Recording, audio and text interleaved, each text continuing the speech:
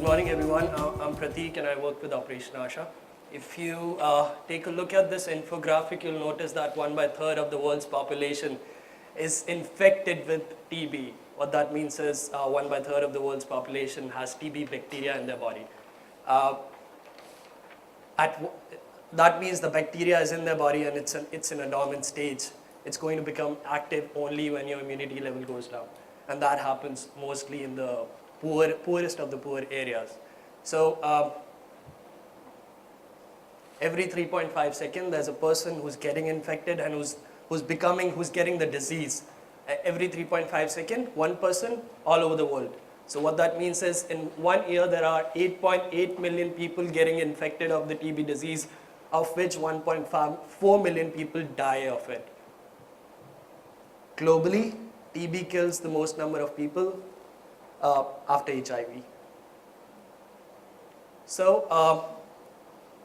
this person, if he's infected of the disease, he has the disease. He comes in close contact with his peer group, his neighbors, his friends, his family members.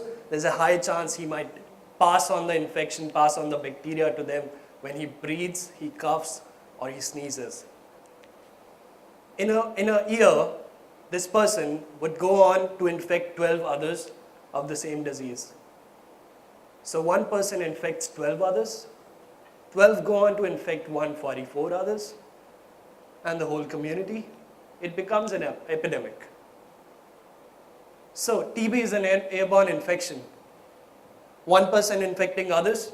The treatment is recommended by WHO. It's pretty simple.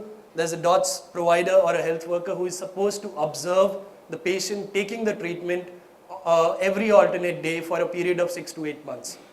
So the patient is supposed to go to a DOTS center, take the medication. Cost of treating a patient is comprises of detecting the patient, bringing him to the center, counseling, and the major chunk of the cost relates to the cost of the medicine, which is provided free of cost by the government, but medicine for a period of 6 to 8 months cost almost $130. One of the major factors with the disease is that if a patient misses the dose on a regular basis, there's a high chance of converting the TB strain into multi-drug resistant strain, which is also called MDR-TB, in which the person who's infected with MDR, he needs to take treatment which runs from 18 to 24 months. He needs to come to the center every day. Medicines are even more toxic, and there are serious side effects.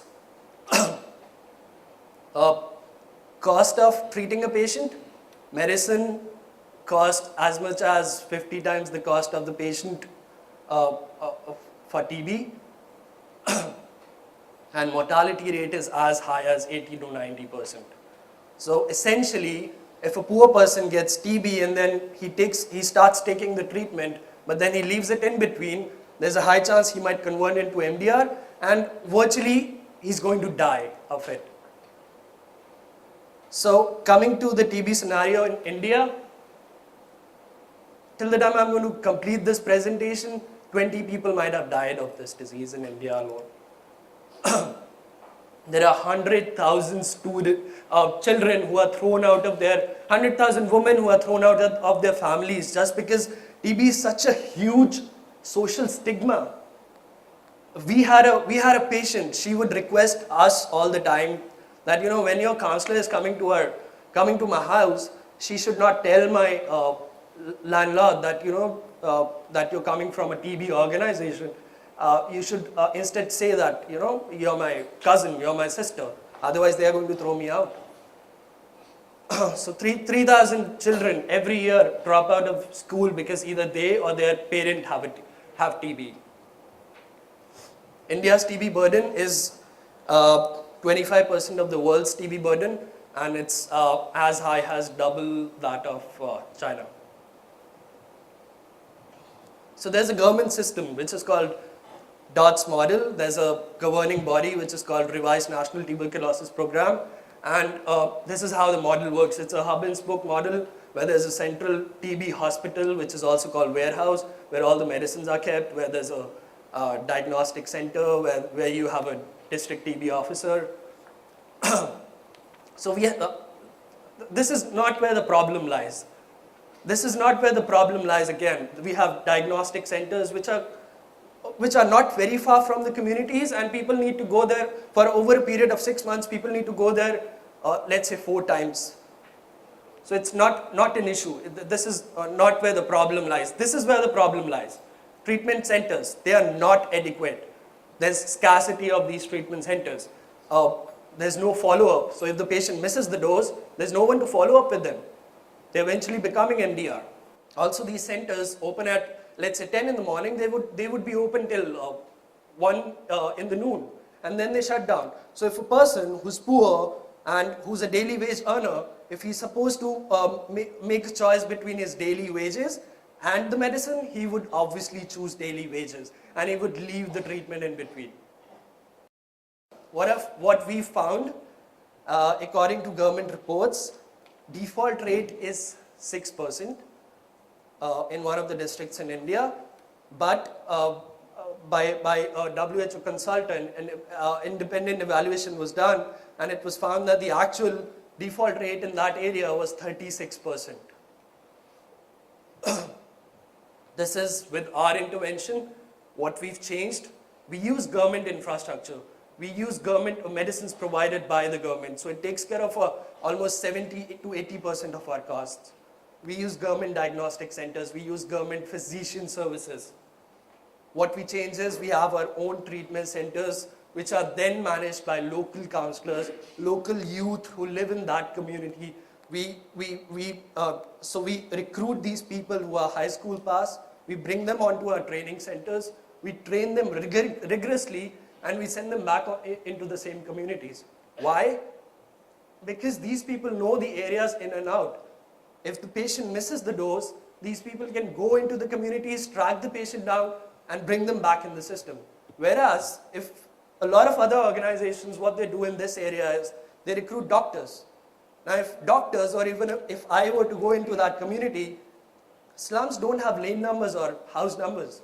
I would not be able to track the patient down, but these people have been able to do that. So what we essentially feel is TB is a management issue rather than a medical issue, right? So in an organization which has more than 170 employees, we don't have a single doctor. We just have one doctor who's our co-founder, and she's not even a TB doctor. She's a TB expert now, but she's a gynecologist. These centers are located out of registered medical practitioners or the BAMS and BHMS doctors working in the same community, and they open from, let's say, 9 in the morning, they would be open till 10 in the night. So the time of operations is not a problem. Patient can walk in at any time and get the medicine. Also, the training that's given, I've already covered that. We've been able to bring down the actual default rate to 3%. So these are some of the challenges that we've faced, and some of the challenges with the existing DOTS model. There's high level of social stigma and no counseling at all. Quacks who are there in the areas, they go on to give the patient private medicine, which doesn't help at all, because patients tend to not follow up later on because they don't have money to. High cost of implementation because of the doctors, and then there are program level issues. There is no data maintained. There's no audit that is done for the data. This is our solution to it. What we do is, for example, in Delhi, one of our centers is based out of a temple. Now, what that does is, it provides a camouflage to us. So if people don't like to talk about TB per se, so what we do is we've kept all the medicines in a temple. If a person is walking into a temple, he might be going there to pray, not to take his medicine. So no one questions him. Also, we keep a whole lot of other drugs, over-the-counter drugs for free. So there are a whole lot of people who just walk in to take those medicines and not the TB medicines. We never mention, our signboard never mentions we are an organization dealing with TB. It would say TOT Center, And also we provide medicines for free, but never TB. Our counselors who would go into the community, they would never say we are from a TB treatment community again. Intensive counseling, whenever a patient is enrolled into the system, our counselors sit with them and with their family members, with their neighbors, and they discuss everything related to TB so that they know what they're going through and they should be open about it. But if they want it to be a discreet thing, we let it be. We do real-time tracking using technology. We have a very cost-effective model, so we don't rent out our own spaces in these slums. Instead, what we do is we tie up with local kirana stores, priests of the temple, registered medical practitioners, and we give them incentives. Also, we have electronic medical reports that are being generated on the back end. So this is after our intervention. When we started in Madhya Pradesh in 2010, this is how our detection rate increased. So from 10% to almost 24%, detection rate increased by 150% in just 1 year. Default rate of 3%, which is 2 to 20 times lower than other organizations in the same space. So we are a non-profit. We are a registered non-profit in the US and India, and we've recently started in Cambodia. We are going to start in Vietnam soon. So we work in 8 states in India for now, and 5 operational districts in Cambodia. So these are the 3 operational pillars. One is technology, the second is counselors, third is these strategically located centers. How they help us? They help us in reducing our costs. By one of our donors, we are 19 times lower than the second best solution. With the technology intervention, our default rate comes down. It has even came down to 1.5% by using the biometric technology that we use. And our treatment success rate is 89%, which is 4% more than what WHO recommends. This is a system we built with Microsoft Research and Innovators in Health based out of MIT 4 years back. And we've been using it since then in Delhi. This system is totally off the shelf. Consists of off-the-shelf components and is used to track the patient down. So this is the user interface of the system. Patient needs to come in, he needs to give his fingerprint. This is how the reports are generated. Fairly simple. Patients give the fingerprint, SMS is sent to the health manager or their supervisors. SMS is also sent to our backend server, and that's how the reports are generated automatically. He doesn't need to spend time on reports anymore. Results with the terminals, 1.5% default, more than 2,200 patients have been cured till now. We've been able to install over 100 terminals, 60 out of which 60 terminals were installed in February this year in Madhya Pradesh. So these were the problems which existed before the integration of the system. So there was fudging of data. Now everything is accurate and no fudging can be done. There was willful gaming. Our counselors would tell us that, I've given the medicine to the patient, but instead they would take the medicine out of the wrapper and throw it away. We would not come to know that the patient has not been given the dose. But now everything is recorded. They can't do that. Patient needs to come in and give the fingerprint, then only they'll get the medicine. This is our impact till date. We've cured more than 30,000 patients since our inception. Since our first center, which was set up in September 2006, 360,000 infections averted, 66,000 deaths averted, 89% success rate, 3% default rate, SROI of 3,217% in 2012, and which in return take care of 10 to 14 centers. This is how we've grown over the years. We started our first center in September 2006, and by the end of January, we had 257 centers. This is how we want to grow. We want to add 1 million population in the next year through our program, plus we want to consult other organizations. We want to help them replicate this system, which is now proved, and the model which has now been proved in different geographic economies, and we want to help other organizations scale the same model. This is our budget projection for the next 2 years, which is 5.69 crores for 2013-14 and 9.37 for 2014-15. These are the funding gaps we have, and we require 4.25 crores over the period of next 2 years. Some of the awards that we won, some of the partners and media mentions. So about our founders, Sandeep used to work with the Indian government. He was Joint Commissioner with Excise. Then he moved on to do his MPP from University of Chicago, and when he returned, he started working on this project. Alongside Shelley is a well-known Penguin author, and she is now a world-renowned TB expert.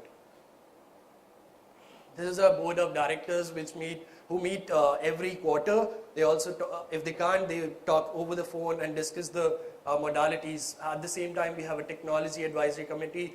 Bill Tees, who's a researcher with Microsoft Research, was involved with the development of e-compliance technology. Then we also have a medical advisory committee, and they steer the medical the training program, and they are in constant touch with the training team. What are we thinking of doing next is to upgrade this technology and what we want to take the whole thing onto Android tablets, so that it's easier to track the patients down. We can even do that for Android phones, which are cheaper. So that's going to reduce the cost overall. We want to convert the whole system for tracking MDR patients for vaccination campaigns. Current vaccination rate in India is almost 43%. We want to, if an intervention of this sort is applied, we are sure that we'll be able to bring that up. Plus, what we want to do is we want to have currently we are working in small slum pockets in each and every district. What we want to do is we want to have a one demonstration unit, so that we are able to, and we want to change the whole scenario of TB in that very demonstration unit over a period of 3 years, so that we'll be able to show the government that we've been able to change the results dramatically. Also, these are the 2 RCTs that we would want to do.